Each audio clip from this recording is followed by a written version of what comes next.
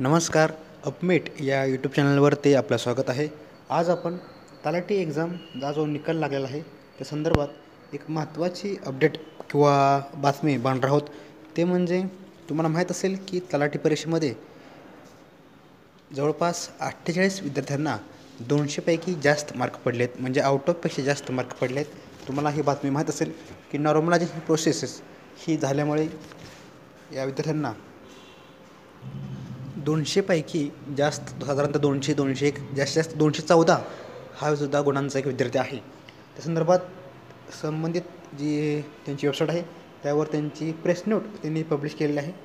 तसेच गुणवत्ता यादीबद्दल त्यांनी 2-3 त्यांचे परिपत्रक पब्लिश केलेलं आहे. हे आपण आज बघणार आहोत. त्यांच्या प्रेस नोटमध्ये त्यांनी सांगितले बघा की साधारणतः 17 ऑगस्ट ते 14 सप्टेंबर या कालावधीमध्ये एकूण 57 शिफ्टमध्ये त्यांनी तलाठी ही भरती घेतलेली आहे किंवा त्यांची एक्झाम झाले. एकूण 57 शिफ्ट्स त्यांच्या या झालेल्या आहेत. त्यानंतर त्यांनी एकूण 149 प्रश्नांचं 3 वेळा त्यांनी शंका निरसन केलं आहे असं TCS कंपनीचं म्हणणं आहे. तरी 57 शिफ्टमध्ये झालेल्या एक्झामनुसार नॉर्मलाइज स्कोर्स जे आहेत त्यानुसार 48 उमेदवारांना 200 पैकी जास्त गुण मिळाले आहेत. त्यांची यादी त्यांनी स्वतः या त्यांच्या प्रेस नोटमध्ये दिलेली आहे. ती यादी त्यांनी या PDF टाकलेली आहे. बघा, विद्यार्थ्यांचं नाव आणि त्यांचं नॉर्मल स्कोर्स तुम्ही पाहू शकता की 200 पैकी जास्त गुणसुद्धा विद्यार्थ्यांना भेटलेले आहेत. कोणत्या जिल्ह्यातून त्यांनी अर्ज केला आहे हे सुद्धा त्यांनी दिलेलं आहे. परंतु या नॉर्मलायझेशन स्कोअरमध्ये काही विद्यार्थ्यांचा आक्षेप आहे किंवा काही विद्यार्थी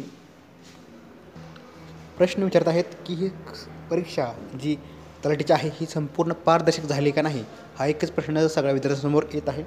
याआधी त्यांनी म्हणले की रेल्वे SSC म्हाडा या भरतीमध्ये सुद्धा नॉर्मलायझेशन प्रोसेस पार पडलेली आहे.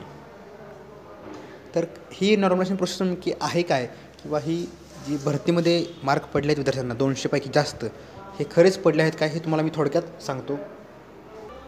आता यामध्ये 200 पैकी जास्त मार्क पडणं हे शक्य आहे का, तर हो, हे 100% शक्य आहे. कारण की नॉर्मलायझेशन या ठिकाणी तुमचं येतं त्यामध्ये तुमचे मार्क्स हे वाढू शकतात किंबहुना कमी देखील होऊ शकतात.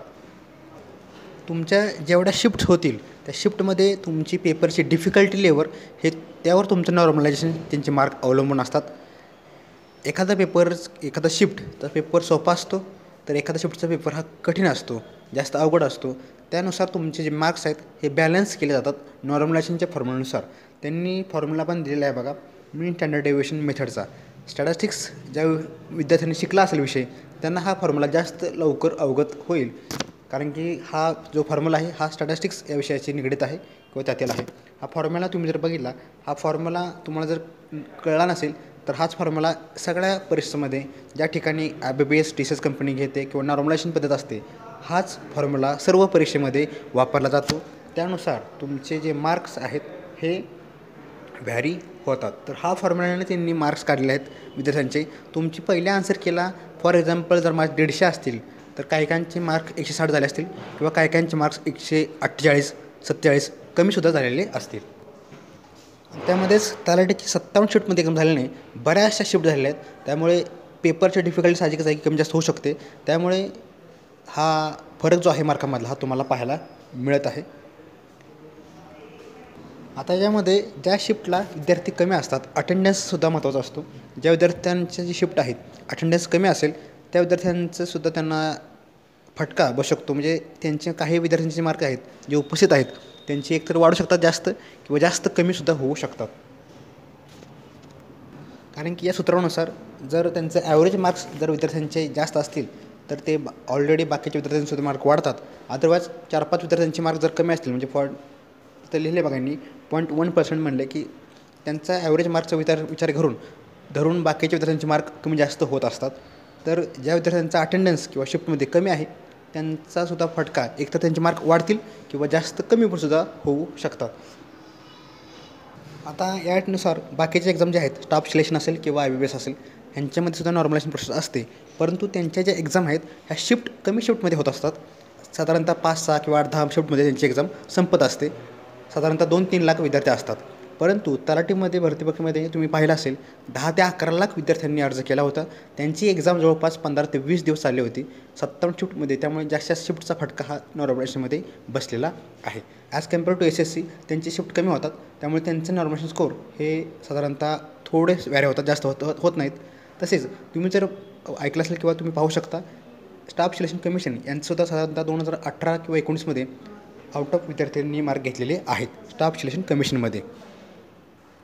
त्यामुळे विद्यार्थ्यांनी जास्त ह्या जो विषय आहे हा जास्त विचार न करता तुमची जी पुढील परीक्षा असेल त्यावर फोकस करा. ही तुमची परीक्षा TCS किंवा IBS असेल, ह्या ज्या कंपन्या आहेत ह्या 100% ट्रान्सपरन्सीनंच काम करतील. आता यामध्ये सरळ सेवा ज्या भरती होत्या ह्या अगोदर प्रायव्हेट कंपन्यांकडेच होत्या, साधारणतः खाजगी, ज्या तुम्ही ऐकल्या असतील, ज्या ब्लॅकलिस्टमध्ये होत्या. त्यानंतर ह्यावर्षी सरकारने 2023मध्ये TCS आणि IBS कंपनीकडेच एक्झाम घ्यावा असा GR काढला होता. त्यानुसार सगळ्या सर्व सेवा भरती ज्या झाल्या 23पासून ज्या होत आहेत त्या सर्वच्या सर्व TCS आणि IBS कंपनी राबवत आहे. आता काही विद्यार्थ्यांचं म्हणणं असं आहे की MPSCकडेच ही एक्झाम सर्व एक्झाम द्याव्यात. आता त्यामध्ये तुम्ही जर विचार केला तर साधारणतः 11 लाख ही एक्झाम मुलांनी दिली होती तलाठीची. MPSCकडे तुम्ही जर बघितलं, ऑफलाईन पेपर असतो, PNN पेपर मोड असतो. 2-3 लाख विद्यार्थी असतात किंवा जास्त 4 लाख राज्यसेवा असेल किंवा कंबाईन असेल.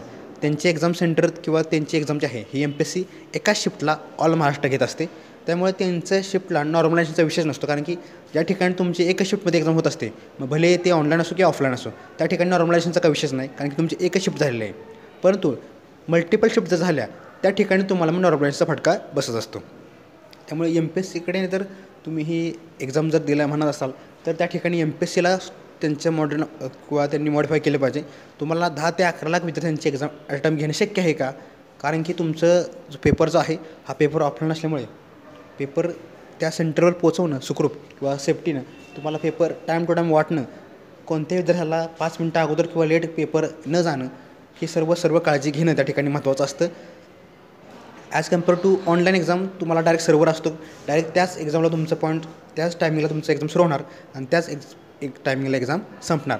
परंतु मल्टिपल तुम्ही जर शिफ्ट घेतलं किंवा 10 लाख 11 लाख मुली तर असतील तर IBPS किंवा TCS कंपनीसुद्धा एक्झाम सेंटर जे आहेत हे तुम्ही बघितलं असतील की साधारणतः ग्रामीण भागात किंवा ज्या ठिकाणी 20-30 कॅम्प्युटर आहेत त्या ठिकाणीसुद्धा त्यांचं सेंटर आता उपलब्ध आहेत. मग त्या ठिकाणी काय होतं की जे इन्व्हिजिलेटर आहेत, पर्यवेक्षक आहेत, त्यांचासुद्धा यामध्ये रोल महत्त्वाचा आहे. त्यांचं प्रॉपर ट्रेनिंग झालं पाहिजे.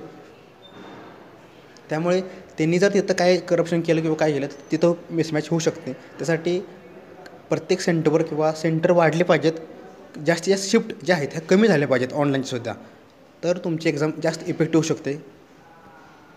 फॉर एक्झाम्पल ही जी एक्झाम आहे तलाठीची 57 शिफ्टमध्ये न होता तीच जर 10-15-20 शिफ्टमध्ये झाली असती तर तुमचा एवढा फरक जो आहे गुणांचा हा झाला नसता.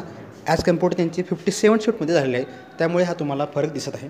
ती जर रिड्यूस करून मॅक्झिमम कॅपॅसिटी जर सरकारने किंवा कंपनीने वाढवली तर तुमचे शिफ्ट कमी होतील व विद्यार्थ्यांना जास्त फरक नॉर्मलायझेशनचा दिसणार नाही.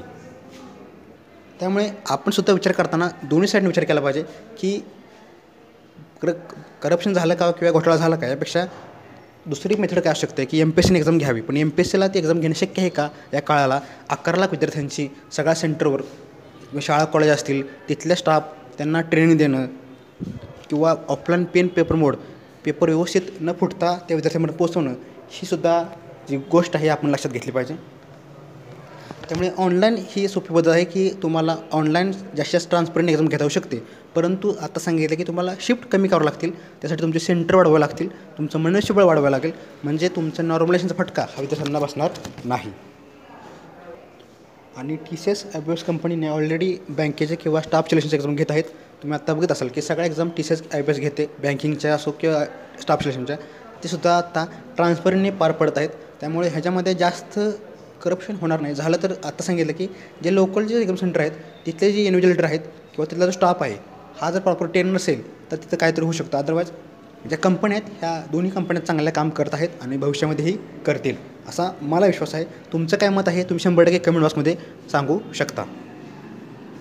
तसेच यामध्ये महत्त्वाचा रोल जो आहे ऑनलाईन पेपर सेट करताना, पेपर सेटरचा सुद्धा महत्त्वाचा रोल आहे. कारण की 57 शिफ्ट म्हणजे थोडक्यात 57 पेपर आले. 57 पेपरचे डिफिकल्टी लेवल साहजिकच आहे की तुमचे एकसारखे नसणार आहे.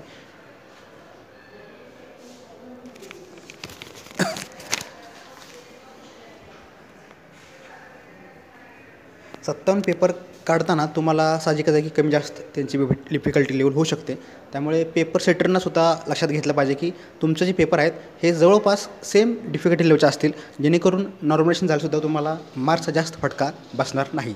तसेच ज्या परीक्षा होतील त्यांनी त्यांचे रिझल्ट जे आहेत हे लवकरात लवकर लावून त्यांचं पूर्ण प्रक्रिया करून मुलांना जॉइनिंग लेटर असणं किंवा डॉक्युमेंट व्हेरिफिकेशन ही प्रोसेस लवकरात लवकर करावी असं सुद्धा मला वाटतं. की साधारणतः बऱ्याच एक्झामचे निकाल अजूनही पेंडिंग आहेत, मग ते TCS असो किंवा IPS असो, तर त्यांनी जास्त उशीर न लावता साधारणतः 3-4 महिन्यामध्ये सर्व विद्यार्थ्यांचे व्हेरिफिकेशन करून त्यांना ऑर्डर दिली पाहिजे. त्यामध्ये शासनासुद्धा रोल अतिशय महत्त्वाचा आहे. तर ह्या गोष्टी सर्वच्या सर्व आपण विचार घेतल्या पाहिजेत. त्यामुळे तुम्ही जास्त विचार न करता आगामी परीक्षा असतील त्यावर फोकस करा. भरती प्रक्रिया ही 100% पारदर्शक होईल असा मला विश्वास आहे. तुमचंही काय म्हणणं असेल 100% तुम्ही कमेंट बॉक्समध्ये सांगा की तुम्हाला कसं वाटतं की दोन्ही साईडने विचार करा आणि कशा पद्धतीने चांगली भरती प्रक्रिया राबवेल. प्रत्येकाकडे तुमच्याकडे आयडिया असेल तुम्ही ती शेअर करू शकता बिंदास. आय होप तुम्हाला ही व्हिडिओ समजला असेल, ही कन्सेप्ट तुम्हाला समजली असेल. काय शंका असतील तर बिंदास कमेंट बॉक्समध्ये कमेंट करा. धन्यवाद.